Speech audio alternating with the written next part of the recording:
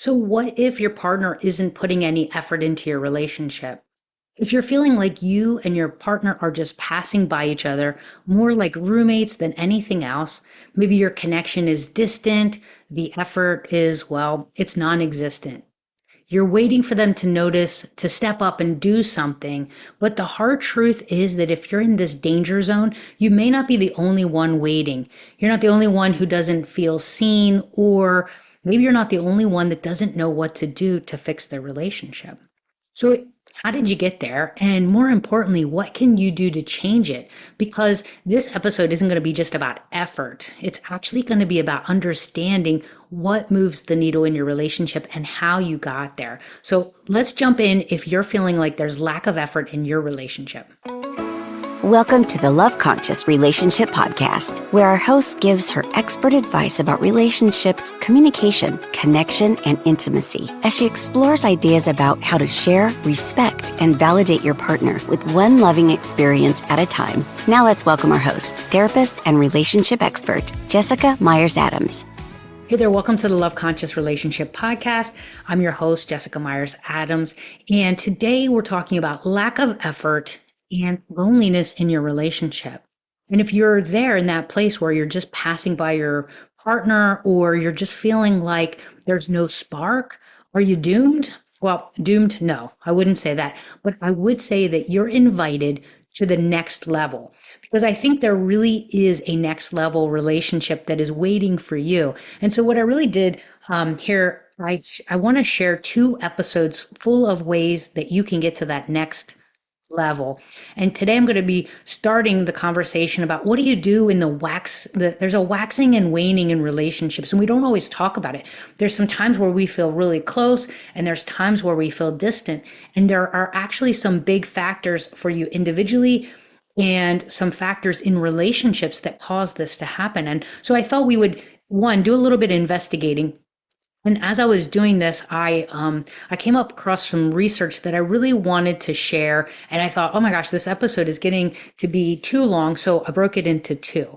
So today we're really talking about that loneliness with lack of effort when you're just kind of waiting to be noticed. You know, you're maybe going to bed and you're like, they didn't even say this or they didn't even ask that, right? So there are, at times, most people in relationships will notice this either distance, they'll feel closer connected, and their love has, kind of waned in some way. So in this episode, let's talk about what to do when your partner isn't putting in the effort. And today we're talking more about the immediate problem, high level of conflict or poor communication. Maybe you don't have a lot of time together, or there's a negative sentiment that is in the relationship that's leading to this dissatisfaction. So I'm focusing mostly on this diminished relationship or diminished connection because of these things. And then in part 2, I decided that I wanted to focus more on what happens when you feel like in this plutonic state where you just feel like roommates. Over the years, you've become habituated to your partner and you're bored or complacent because there's 2 different things going on there. Ironically, the qualities that initially drew us to our partners are the very traits that can start to repel us. So we've talked about some of that before. But if you're feeling like right now your partner and you are passing by each other, and if you do have connection, it isn't the type that you're looking for, and it's more of a roommate feeling, like you're not really connected and you don't feel the effort, right? You're waiting for them to do something. And last week was Valentine's Day. And if that left you feeling a little meh about your relationship, you're not the only one. A lot of couples feel this way, especially like around a holiday that highlights the absence of this spark.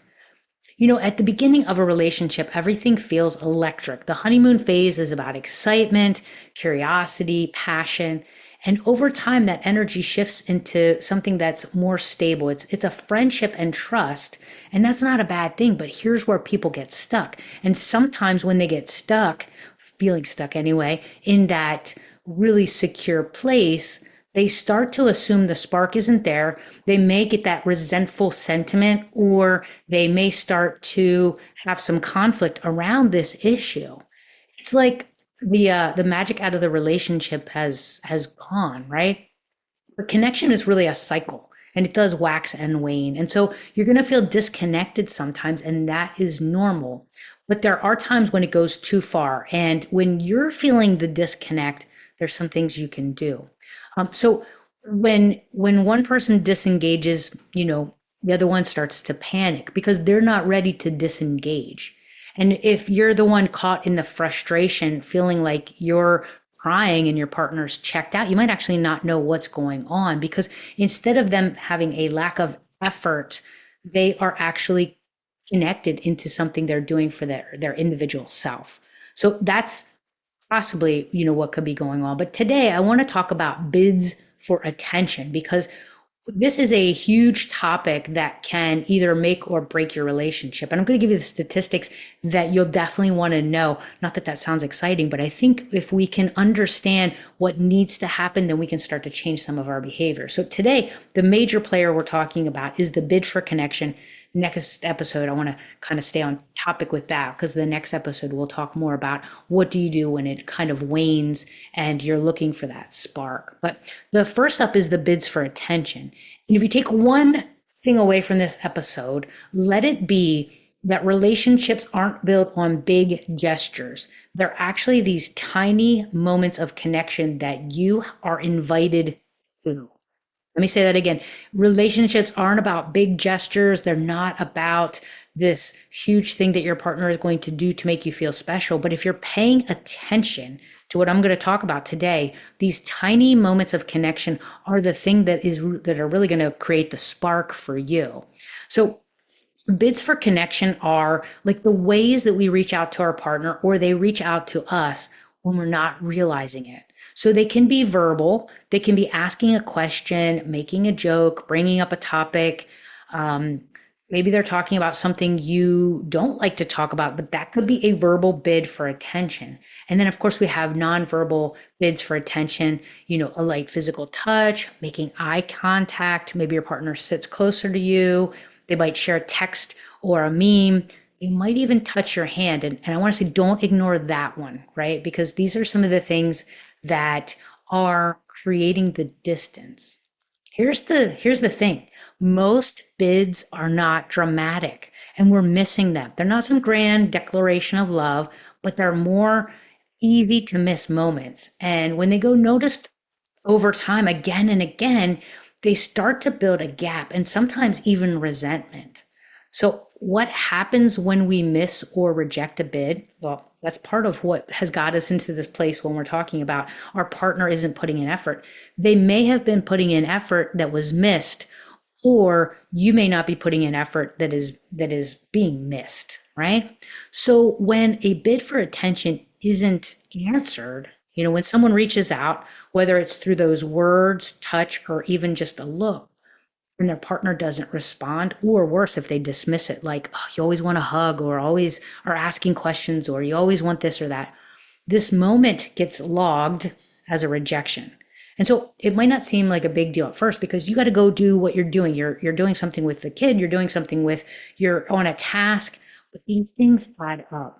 And here's where I said we would talk about some statistics. And I think the master of statistics on relationships is John Gottman.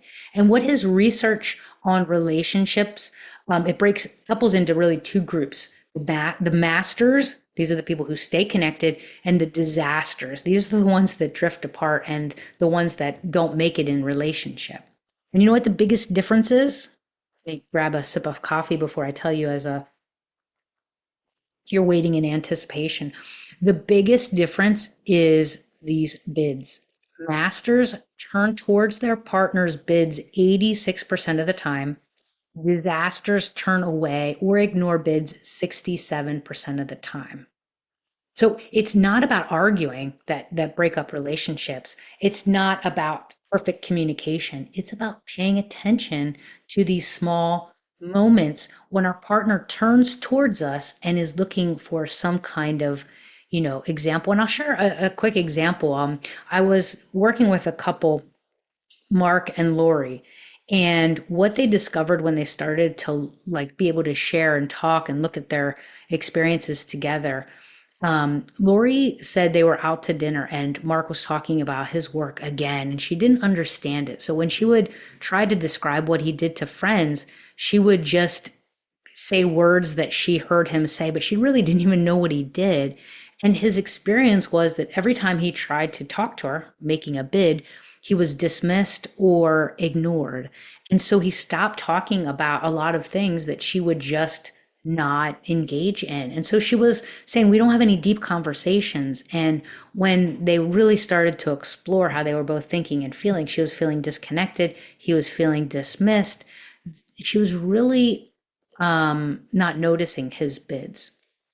And so the power of turning towards your partner, this is when we can flip the script. So if you feel like your partner isn't putting in the effort, here's what I'm going to recommend to you. I'm going to recommend that you start turning towards giving bids. So if you've been feeling like your partner isn't doing anything, it's easy to think they should try harder.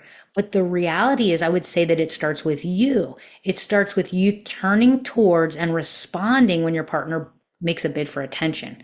Um, and yes, if emotional distance has built up, this might feel like a one-sided endeavor at first, and you'll be thinking, why should I be the one trying? What if I turn towards them and they don't appreciate it? And I think that is definitely true. If we have iced the relationship, there's going to be a thawing period, right? So they may not respond right away because they may be not noticing your small bids. You may have to kind of wave your hands in front of them, metaphorically, and just, tell them that you're trying to connect with them.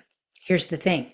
Consistency is going to create change. It's not, if you've been emotionally checked out for a while, they're not going to thaw on the first time you take the blow dryer to or hair dryer, I should say, to ice out the relationship. It takes time to rebuild that connection. And so if you start responding to bids from your partner and your partner doesn't immediately match your effort, that's okay. Because I would say, think of it like an apology. I was just doing a video last week on how to, and I'll put this in the resource for today so you can grab a copy of it, but what to do after you have a fight. Because a lot of times when people have a fight, they are waiting, just like this, waiting for the bids. They're waiting for their partner to say they're sorry.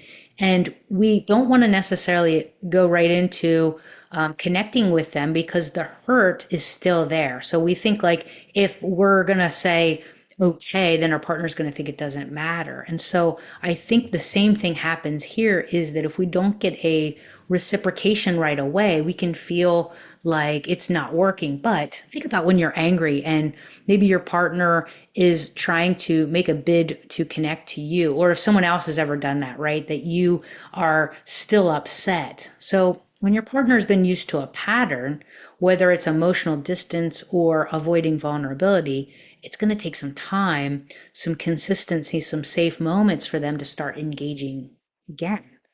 And I'm a big proponent. I was on a podcast yesterday, and the host asked me, "What is my biggest?"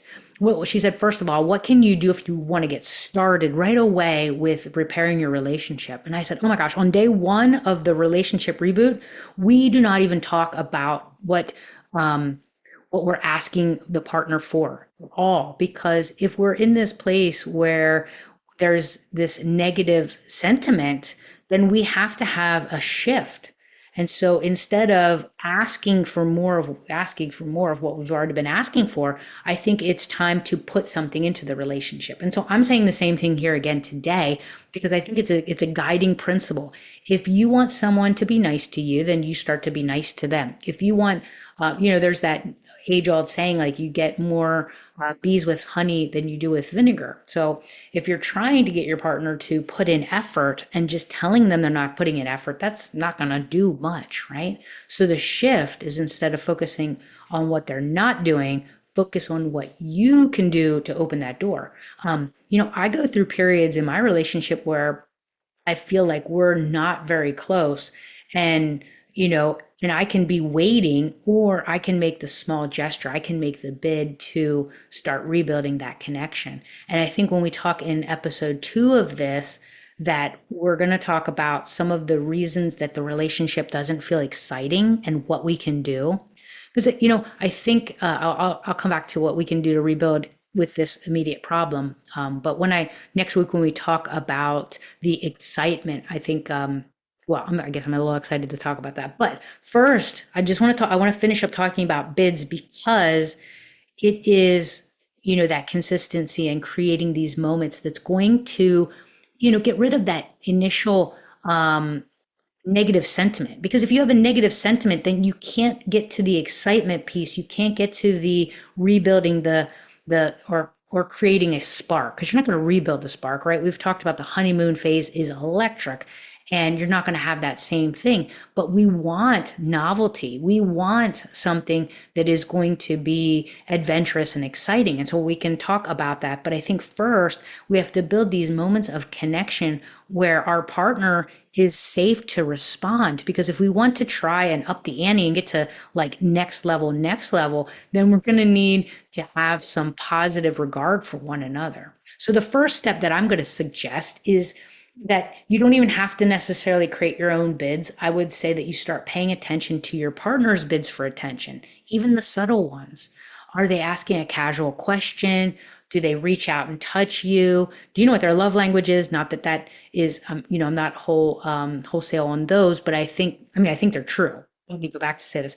I think that the love languages, Bill, why can't I think of his name? I just was talking about him yesterday. The love languages describe definitely our patterns of how we give and receive love. And so that's great. So do you know your partner's love language? And can you notice maybe that they're giving some bids for attention? I don't want to get into if they're not noticing our love language just yet. So that's why I got a little, I do think that he's got a great way to categorize people. So step one, notice the small moments, right? Are they sighing? Are they, that might be a very primitive way for them to try to get your attention, but like just notice, what are they doing? Hey, what's going on over there? And respond. Step two is then when you notice, respond, even in small ways. Just make eye contact when they're talking to you.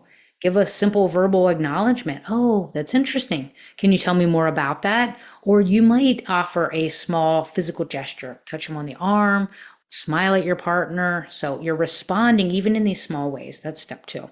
I would say step three, and this is getting to, a little bit more of you doing the work. It's initiate your own bid. Initiate your own bids for attention. Don't wait for them. Start the process. Ask about their day. Share something funny that happened to you, make a lighthearted comment. So keep these bids low pressure in the beginning. Don't expect deep connection instantly, but you want to make sure that, rather than just passing your partner and them going to sit on the couch, or rather than going to bed and not saying anything, or, like what happened to the kiss goodnight? What happened to all those things? Let's keep these low pressure and do what you can from where you're at right now to initiate these things. And, as we're starting, I would say, keep them low pressure, but do them. And then don't take don't take the rejection or the missing of the bid personally. So that's step four. Don't take this personally, because if they don't respond, it doesn't mean they never will, and it doesn't even mean that they noticed, right? Like you're taking it personally and they didn't even notice. How many times have you just walked right by your partner, or they've been trying to tell you something or initiate some kind of connection with you, and you've just buzzed on by? So maybe they didn't notice it. And then this last piece, I think, is to reflect on your own role. I was talking with a mentor yesterday, and we were talking. I meet with her and talk about our spiritual fitness, and we were talking about when we have to do something that other people, we don't see them doing, and it feels unfair. But is it unfair when we're just doing what we should be doing? It's kind of like it's easier to look at what someone else isn't doing than it is to look at what we're doing. I can see easily what a person is, their character defects, but I don't always see my own. And so reflect on your own role. Have you been ignoring your partner's bids? Have you been disengaged yourself? So if that's the case, then maybe this is going to help you kind of wake up the relationship with trying to get back to some small gestures. And so I just want to give you some encouragement and give you some final takeaways, and then we can talk about the next steps to get to next level. I don't know why I'm on this next level. There was a book called Next Level, and I thought it was a great title because it is really like getting you to a new place, right? Like elevating your consciousness. And I love that because I think a relationship visionary is someone who has a grander purpose, right? They're focused on the bigger picture. They're focused on how to change things. So that's a visionary. If you haven't heard about the relationship visionary, I'll have to look up what episode it is, but put it in the show notes. It's a guiding principle for me is like, what can I do rather than how I can complain, right? The problem is mine, then I need to fix it. So some final things that I would just remind you about is, I already said this, but relationships aren't the grand moments of when your partner is making you feel special and taking you on this amazing date and doing these things. I think it's about these small steps where you're connecting, right? Because this is your partner. Actually, they've probably made you feel pretty safe and there's a level of trust there. And so you want to be taking small steps that are connecting you to them. So it could be sending a text. It could be asking about their day. It could be finding out what they do at work if you don't know. If you're like Lori, she didn't know what her husband did exactly. So maybe it's asking questions and maybe you can make some eye contact. So you can influence change. I think you can, if your partner isn't putting in the effort, you can actually shift the dynamic. You can start putting in the effort, and like attracts like. So when you're doing something like that, your partner is going to be curious and your partner is going to, be appreciative. Again, there's a thawing out period sometimes, but maybe it's not as frozen as you think. Maybe they're just wondering how to connect because they've been trying and you've been ignoring them. So turning towards them may shift the dynamic. So connection isn't about perfection. It is about consistency. So next episode, make sure that you tune into that one, because if your relationship is less hostile and you're not as negative just about your partner in general, you just feel like there's a big gap between the two of you, then we're going to talk about excitement and how you can get that back to a place where you do feel a spark, and how can you accept the moments and even understand that it's a positive when it does wane a little bit. Because there's a powerful reason why in our relationships we're sometimes less connected. And it's a healthy relationship when there is a coming and going of excitement in the relationship. So make sure that you check back next week, because I release this episode or these episodes at the same time every week. So I try to be consistent myself. They're not always grand podcasts. I do show up consistently, and I do definitely try to give my experience, strength, and hope to my listeners. So make sure that you do one small step today, whether it's sending a text, asking them a question, or giving them a smile. Tune in next week. Thanks for joining us on the Love Conscious Relationship Podcast. If you like this podcast and heard something helpful, make sure to send it to a friend and leave a review about what you liked. For more daily doses of relationship truth, follow Jessica on our socials and TikTok at Jessica Relationship Visionary.